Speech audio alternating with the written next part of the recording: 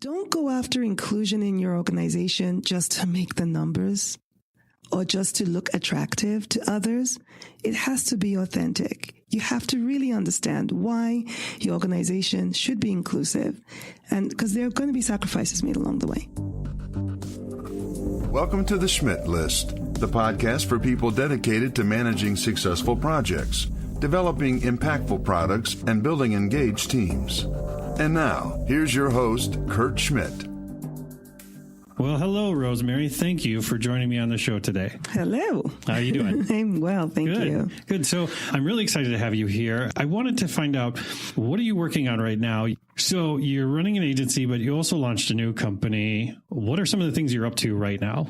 Well, yes, I did launch a new company. So I'm running two companies at the moment. Because I had all the time in the world. I was going to say, you had a lot of free time. Yeah, exactly. Yeah, okay. But the new venture is pretty exciting. It's a passion project. Okay. It's something that I've been thinking about doing for a long time and just decided I didn't want 2018 to end without getting it launched. You know, sometimes I just got to get it started. Right, just push it out there. That's pretty much it. Okay. So we're working on that.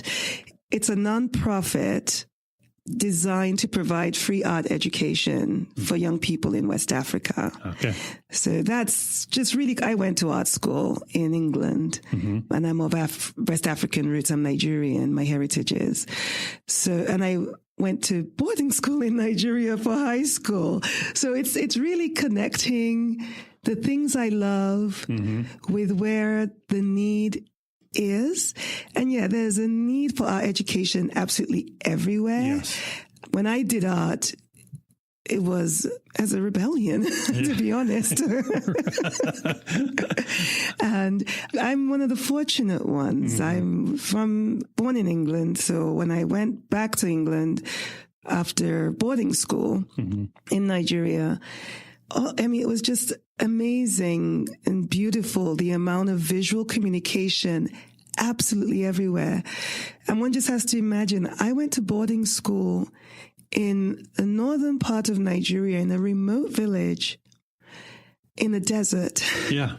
And we had no communication. Yeah. There were no phones back then, Sure. no cell phones. They have them now. I would imagine. There was no television. Entertainment was our students putting on skits, dance performances, fashion shows, but there was no movie night. So I had no mass communication, no media, really, for about 6 years of my life, except on the holidays. Those are impressionable years too, right? Exactly. So on the holidays, finishing high school and going to England as a young teenager, I was 17, and just seeing all the visual communication and art and creativity, I changed course there and then. I was like, I'm not going to engineering school.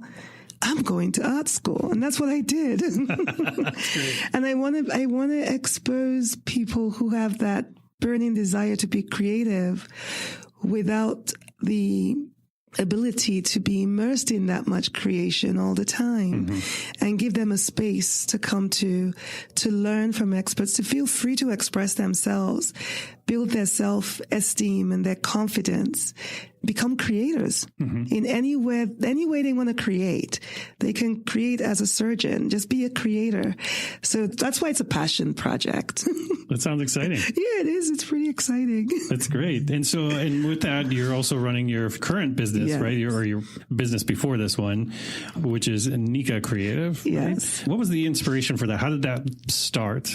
All right. Well, Neka Creative, we're a brand agency anchored on the notion of inclusion.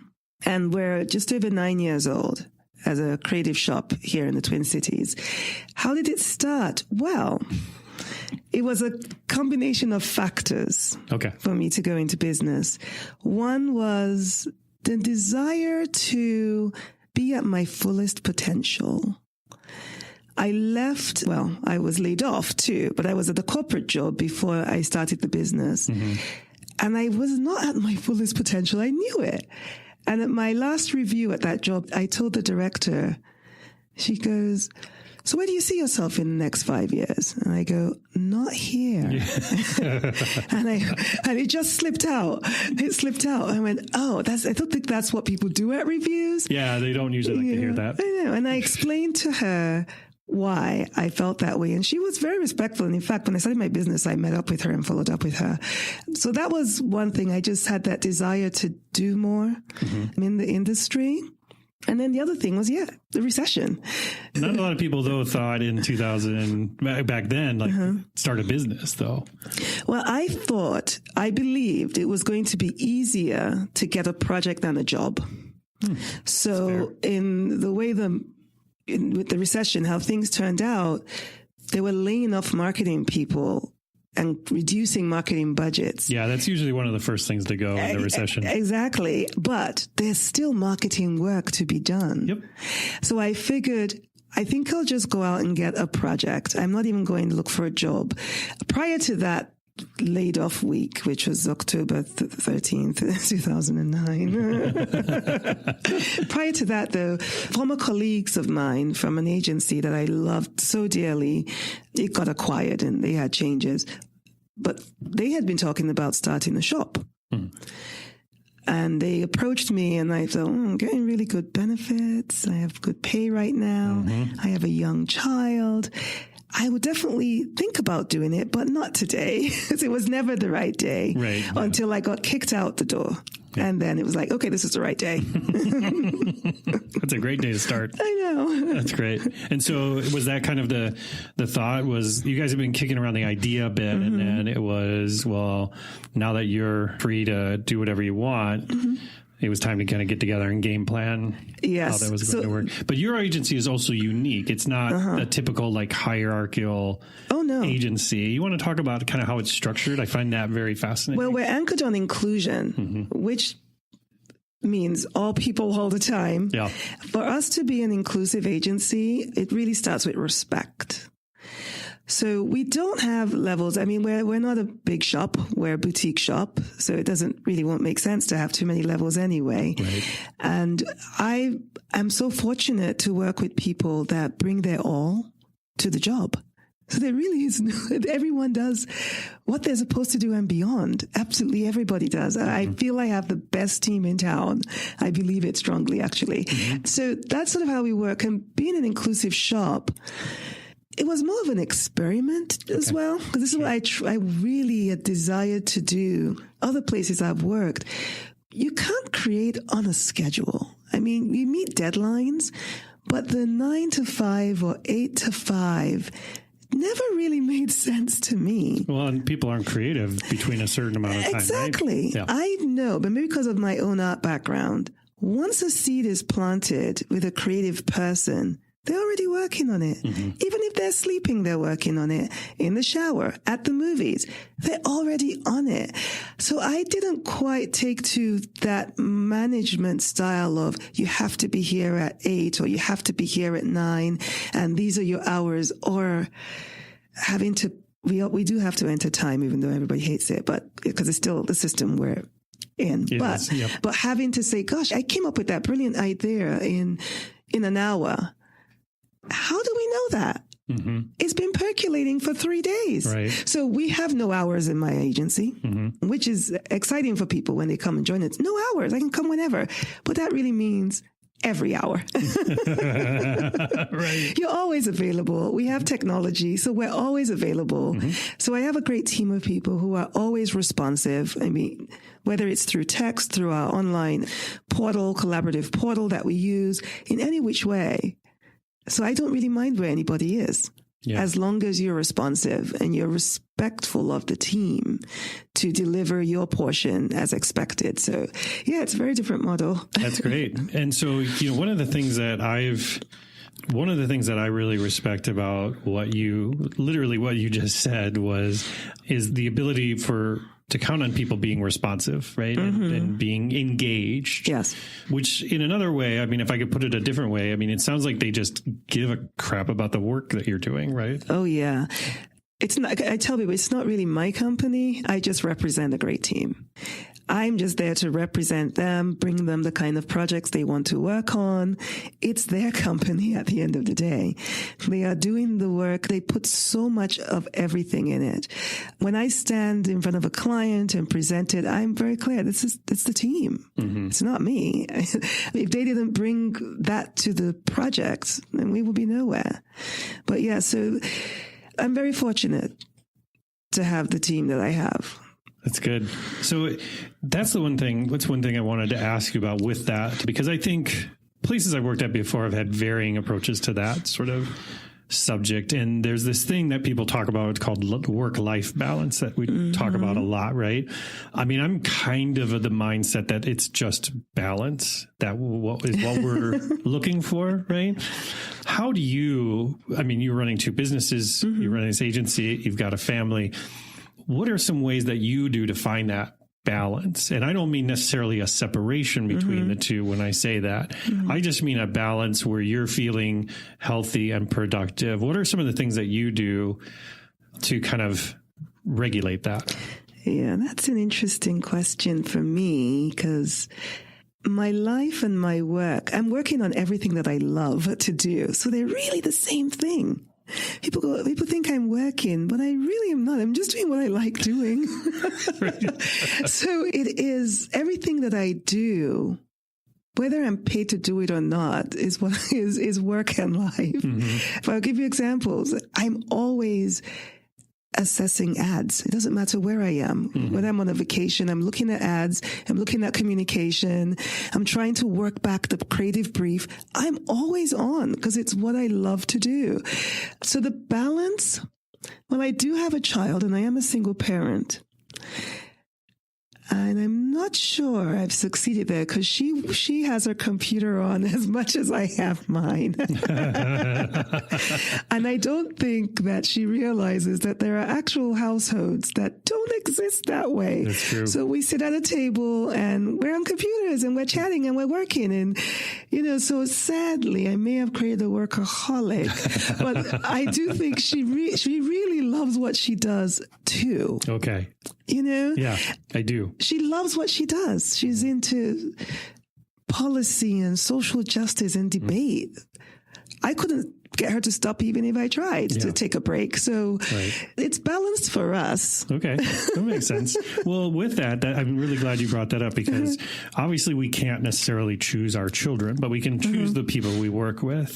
What are some of the ways that you found success up front in kind of figuring out who would be a good fit for the type of work that you're doing? Because like you said, I think there's a tremendous amount of responsibility that comes with that kind of freedom, with that kind of expectation. What are some of the ways that you found success into finding people that are going to be a good fit for that? Trial and error. Okay.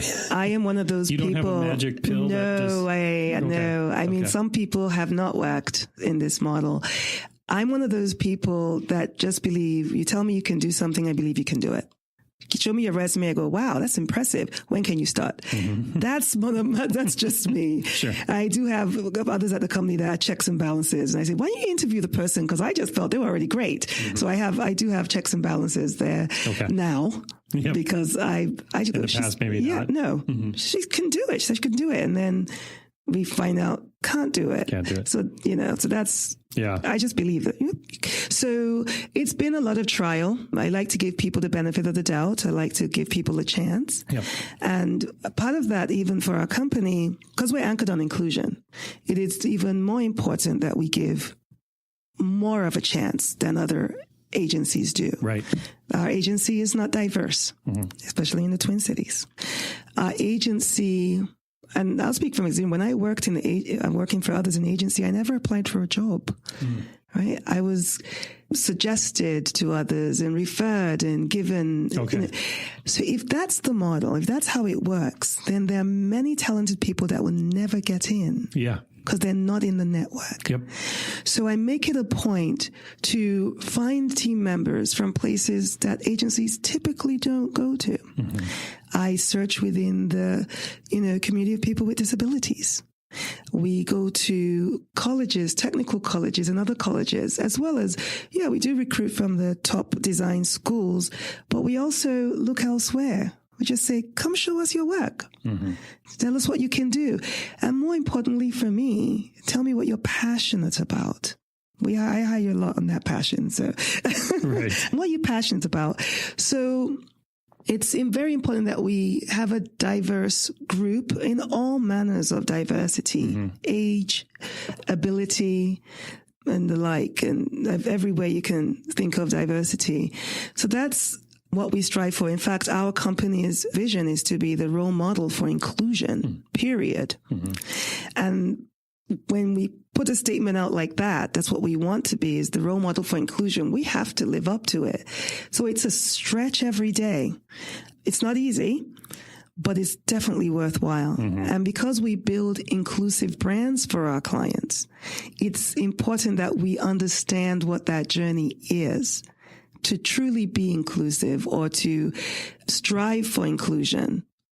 What are the sacrifices that have to be made? Yeah, it's interesting because I can imagine, and similar to what happens with us at Foundry as well, is that you go in to do this one project, but in a lot of cases, you're doing a lot of education and mentorship with the stakeholders along the way, right? You find that?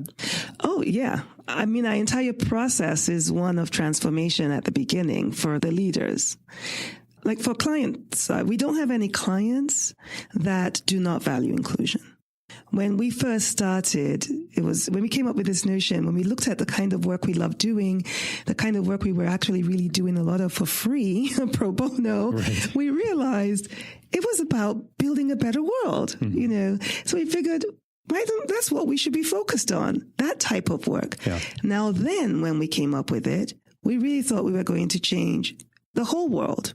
And we did go after people and say, oh, you really want to be inclusive? And they go, what? Why? Well, soon we realized we're not trying to convert people who don't understand the value of being inclusive.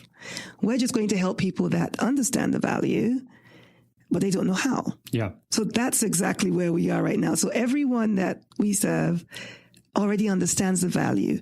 They just don't know how, or they've come up against some, obstacles along the way. Can you explain to me, maybe unpack that a little bit? What are some of those obstacles that you've seen, that you've experienced in the years that you've been working with people? I'm guessing you've run into all sorts of different sorts of obstacles, either true or, I should say, maybe even created by accident somehow, right? Like, what are some of the things that you've experienced that would be beneficial for the audience to hear? I think our biggest obstacle, and we all have it, are our own biases. Yeah. That is the number one obstacle to being inclusive. And when we can face those and start to unpack it, and we have what we call the 7 tenets of inclusion. So we've created the tenets of inclusion, a process, and we work that through everything we do.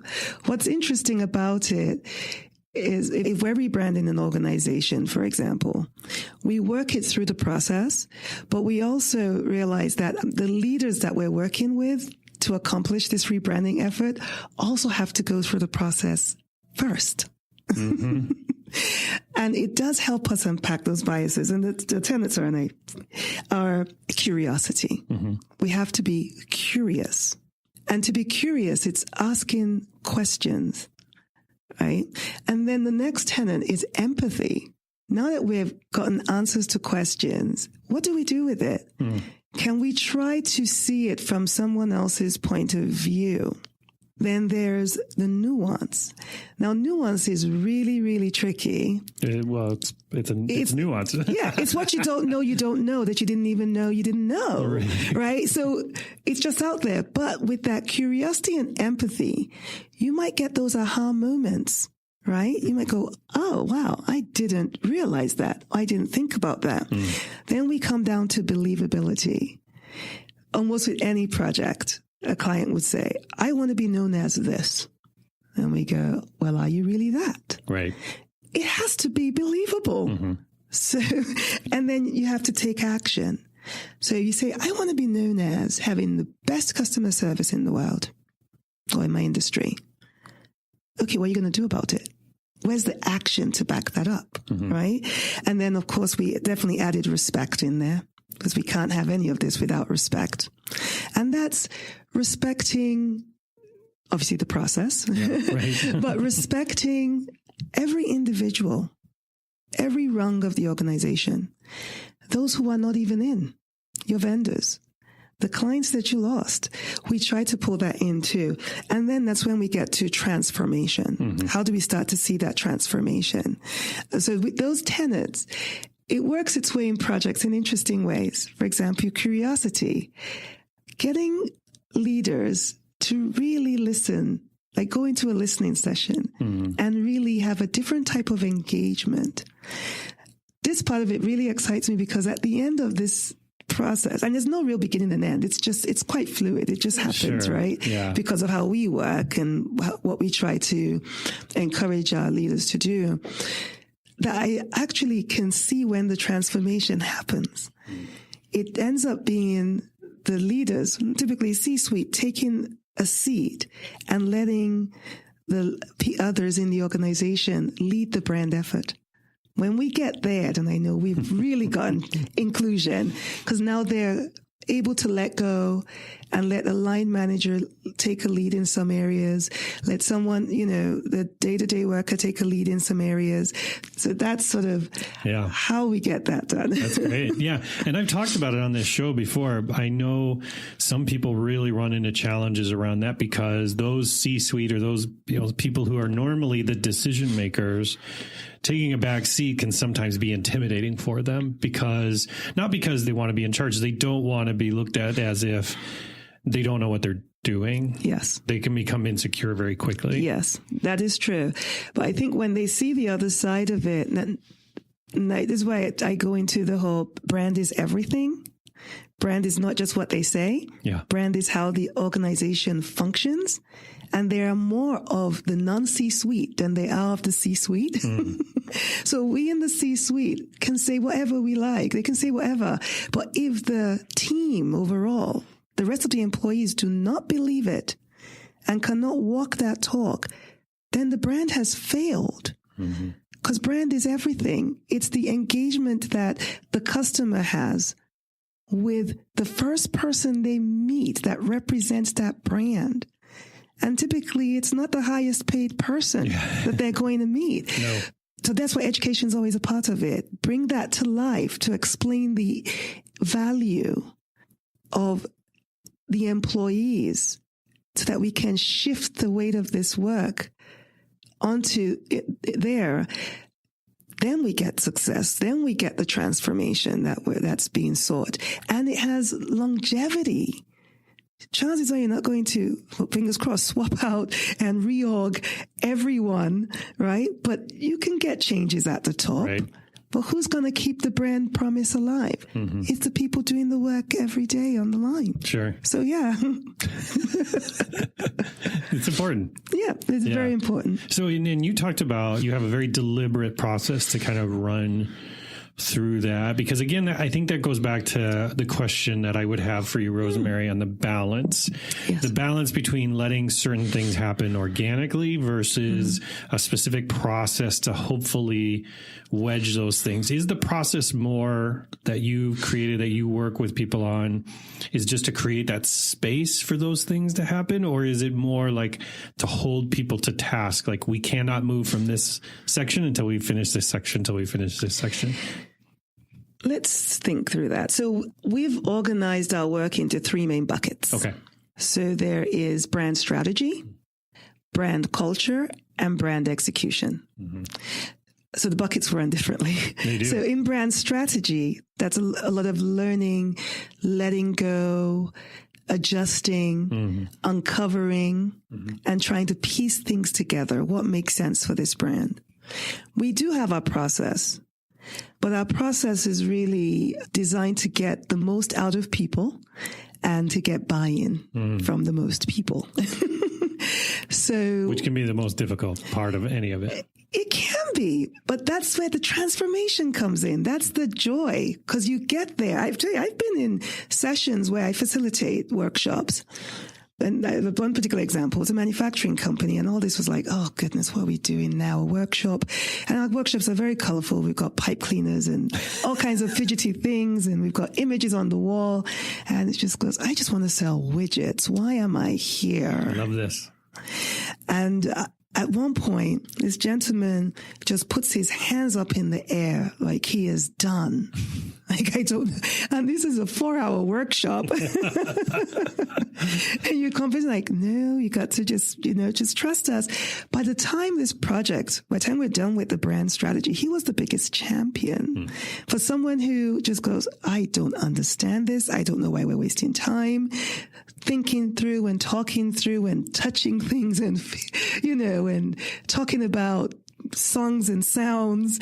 But by the time we were done, he was fully on board and understood why we went through that process and could now believe and agree in the direction their brand was taking. And, many times organizations have tried to rebrand or change course, but unsuccessfully because not everybody's on board. In these strategic sessions, the people in the room, it's people who we know would be on board and those who would not be. Right. But at the end of the day, they know, okay, we made these decisions together, and then they can now move forward. So there's some structure, but it's a lot of listening and guiding in some of those strategic sessions. Yeah, it's really funny because I've said this before. It's funny to me because sometimes those workshops and those sessions, they have all these fancy names and things around them, like digital transformation, brand strategy, product design. Sometimes it's just like convince Bill. Pretty much. Like, you know what I mean? Like, it's not anything super fancy. Like, it's just sometimes it's just like Susan needs to get over herself in marketing and like get on board with where the rest of the world is going. Yeah, we call those the water cooler influencers. Yeah. Right. So we go into an organization and we try and understand who's got the most influence. It could be anyone from anywhere, and definitely involve that person in the process. But it's also in this inclusive, it's not just convincing the person, it's respecting their point of view. So when we pull inclusion into it, whether, people in the company are tired of hearing, Susan's point of view over and over, in this process, we're going to hear it. We're going to acknowledge her point of view. And then, we're going to have a healthy dialogue around it and come out somewhere else that is beneficial for the brand. Unless, of course, her point of view is not beneficial for the brand. But at least she'll feel like she was heard. And that's very important. And that's very important, right? Yeah. Yeah. I think, again, to your point earlier where the guy who threw up his hands, right? I'm guessing at some point, part of that person deciding I'm going to pay attention, I'm going to actually start listening to this is first that somebody listened to them. Yes. Right? Yeah. I mean, I find that so many people try to change other people's positions or, the way they look at things by talking to them. Yeah. Oh, yeah. By talking at them, I should say more it's more talking at them than talking with them. Right. Instead of, again, posing questions, curiosity, all the different aspects that you pointed out. Right? Yeah. So with that done, and it happens, I think every single project, and I've been doing this for a long time. My most recent actually was in the Iron Range. Oh. So we're working on this project. It spans the whole state of Minnesota, and we determined to travel the state. We want to hear from everyone in this industry around the state. And we did the tour 3 times, but this one tour was strictly just to listen. They knew something was up, and there's just been a lot of anxiety and concern. And we going everywhere and just really listening, probing and listening. And then we get to the Iron Range. And say, we've done this. They were the most brutal. The Minnesota Nice, they just threw that out the window. They said everything they needed to say plus some. Yeah. They did not want change. Leave the brand the way it is. The issues you're having with the business in the metro is not our problem up in greater Minnesota. They didn't want any changes at all. Wow. And they were very direct and very harsh. Well, I had to go back for the next part of my tour because I toured 3 times. And on that particular time, when we went back, in the same meeting room, they had laid out white linen on the tables. They provided lunch. And now we're talking about maybe 6 weeks down the road. And they came up and just apologized to us. And they said, we now understand it. We are so excited about it. Thank you so much. Because people don't come up north to hear our point of view. Thank you so much for coming, because I promise everyone, whatever you share gets to leadership. Whoever your leadership is, we would tell them what we've heard. And they realized that's what happened. And they were taken seriously. And they became the biggest champions of the brand change. Wow. We have videos of them making up songs for the brand launch and everything. So it does, yes. So that's the part that excites me. It's the transformation, actually. That's really great. Yeah. Yeah. And that's the powerful change that happens. And I talk about it a lot on the show, is change management. And it happens in so many different ways. But it's difficult when it's a client who's paying you to get stuff done. And then there's you that have to stand there and be like, you're wrong. And you've got to do it differently, or, like your ideas are not great, but you still have to pay me. Like, you know what I mean? Like, yeah, where you kind of have to sometimes you have to play the adversary with the client in order to help them get that change. Sometimes you have to embody what the worst part of not changing can be, right? Or visualize it or explain it to them, right? Yeah. And we're doing it's a balance in a very respectful way. I think what it is, though, really, is gaining your client's trust early on, to be honest. Because with that trust, we find, the client go, once it's explained to them, they tend to understand it. Right. And the other beautiful thing about owning a business is we get to choose our clients too. Yeah. But I think we've worked with people who really respect, and that respect keeps coming up, right? For a reason. What we bring to the table. It's very clear early on that we're not order takers. We're here to make things better for them, and we need their full cooperation to do so. But we start listening from the very get-go, and we let our clients know, we've heard you. You said this. Here's what we think. Oh, we also heard from this other department. Here's what they think. So we do facilitate a lot of sessions around really demonstrating that people have been heard.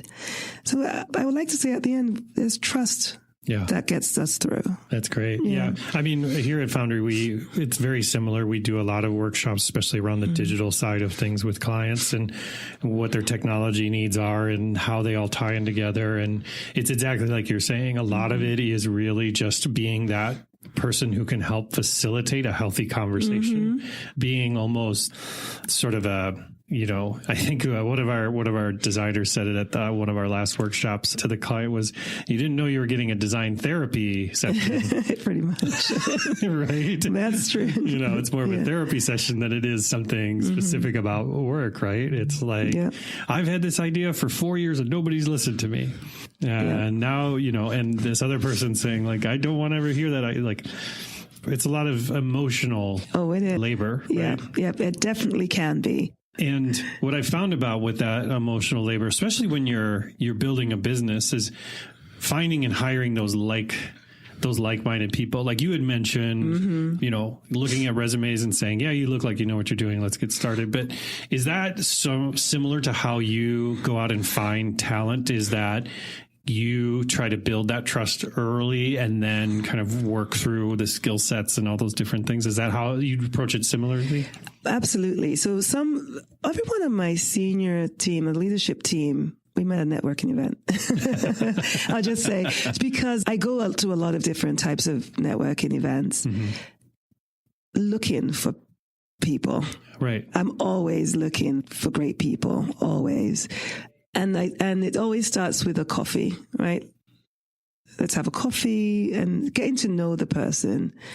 So it's in addition to their technical ability, it's the personality, right? Again, I'm going to put the word respect on again. Right. What we say at the office often is we can't have great creative without respect.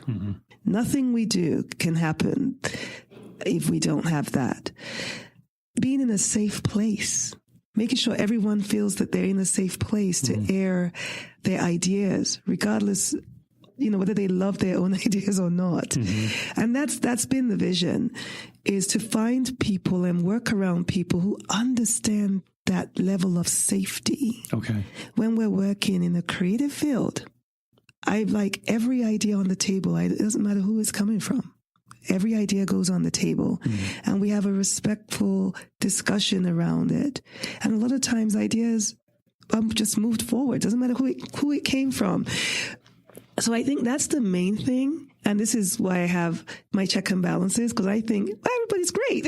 Right. But then I have, someone on my team that will be able to can assess and think, okay, I think this person. They have a different perspective. Yeah, has a different perspective than I would. Well, I think that's to your point about being inclusive. It's not always just like we all have the same idea or we all look at it the same way, because then from there, I don't think you are going to be as creative as you truly have the capability for, right? Yeah, we don't want to all have the same idea, that's for sure. And our team is really interesting. So we have head of creative is from Hong Kong, head of content and strategy is from Canada. Then you have me, English of African heritage. We never, ever have the same idea. Half the time we don't understand the same terms the same way. And then we have a good age range in the company as well. And it's interesting because I'm saying, oh, you know that song, you know that band. I'm like, no, I don't.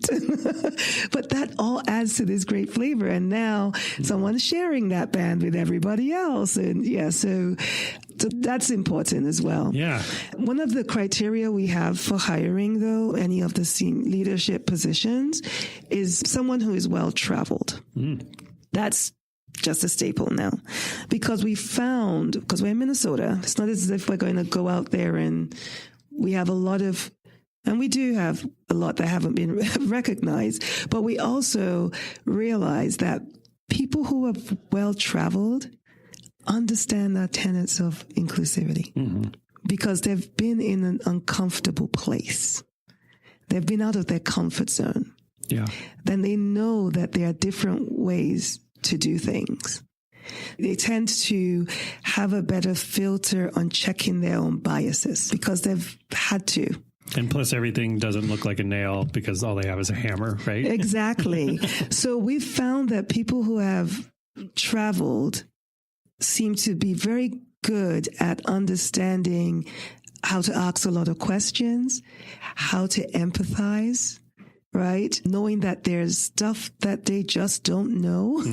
So that's sort of just our little cheat sheet just for the top positions. Got it. Who have you traveled? And we like to hear stories about travel and what happened, what was new, what was unexpected. What did you learn? What did they learn? Because those are the skills we use in our brand development. I think that's fantastic. And so with that, I mean, that's the thing. I mean, what I'm hearing you say, and correct me if I'm wrong, is that it's almost like being so deliberate with the inclusivity side of things, not just on the work that you're producing for the clients, but you're doing it at home. It's like what they call dog fooding, right? Like you eat your own dog food, right? Pretty much.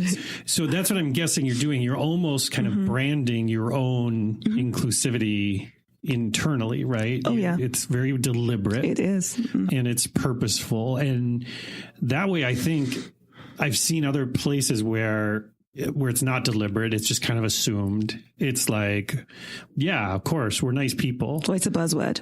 Yeah. It's not a buzzword for us. I hear the term used a lot now. When we started, we came up with a process called inclusivity marketing, and we trademarked it. I hear that pop up every now and then. I go, okay, cease and desist. We know exactly why we trademarked it, because it's authentic. It's not lip service. And this is why the agency is this big experiment that I am enjoying, right? The journey of really trying to be that role model for inclusion, that you can be in this industry and you can be inclusive, right? Because it affects absolutely everything. For example, we worked on a project on why treaties matter. We brought a physical exhibit to life online. Yeah. Right? Now, we don't have the answers. We can't just assume that we know how to write about treaties. Like I said, I'm from England of African heritage. Alan's from Hong Kong. Sherry's from Canada. So part of our model for inclusion is to bring in subject matter experts. So on any given project, we have a subject matter expert that may have no roots in marketing at all. Most likely they don't. So for that project around Why Treaties Matter, we had a scholar of Native American history. We found a writer that is Native American. Because of that nuance, there are just some things we would never know that we had missed. And we need to do credit to that project. We need to make sure that we are telling the story from the point of view of the Native Americans and not the version that's been out there. Right. So that's how so again, being deliberate about inclusion, we bring in subject matter experts and every idea is on the table. Right. And they're not marketing personnel at all, but they really enjoy being part of the team. And what we found, our clients really love our subject matter experts. Yeah. So it's a win-win. That's great. Because they speak a similar language. They understand the industry. So in other cases where we had to create something for an African American theater, well, we brought in someone who had studied African American art. Oh, okay. On the team, right? So, and then I enjoy watching the dialogue between this expert and the client, getting to places that our team will probably never get to. But now the expert knows what we're trying to get at. So it's that bridge helping us hear better and helping the client share what they really want. So yeah. So we have just different ways of being committed to being an inclusive shop with some of those doing some of those things. That's great. So if I'm listening to this and I want to create a more inclusive environment within either my agency or my company or something, where would you suggest somebody start? Like, where is a great place to start to become more educated? Again, like I said at the beginning, biases. We have to be aware of our own biases. And when we're made aware, don't shy away from facing it to overcome it. We all have them, all of us, right? So freeing oneself from the guilt of having a bias so that you can overcome the bias. That's a personal first step, I would say. Don't go after inclusion in your organization just to make the numbers or just to look attractive to others. It has to be authentic. You have to really understand why your organization should be inclusive, and because there are going to be sacrifices made along the way. Yeah. Now, I tell individuals to look at their own network. We created a coloring book just to start, because it starts from self. It really starts from the individual. And we say, take a look at your network, just the people you are around, whether it's at your place of worship, at your work, people that you have happy hours with. Just take a look. We give a series of questions. Do you have anyone in your network that has an advanced degree? Do you have anyone in your network that only has a GED? Do you have anyone in your network that was probably raised in foster care? So that's how we become inclusive individuals, expanding our network. To do that, and some people might have people in their network that are raised in foster care, but never bothered to ask. They weren't curious enough. Sure. So by going through those 7 tenets on a personal level, and then extending that to your organization, I think that's the place to start. That's great advice. Thank you for that, Rosemary. Thank you. It's very helpful.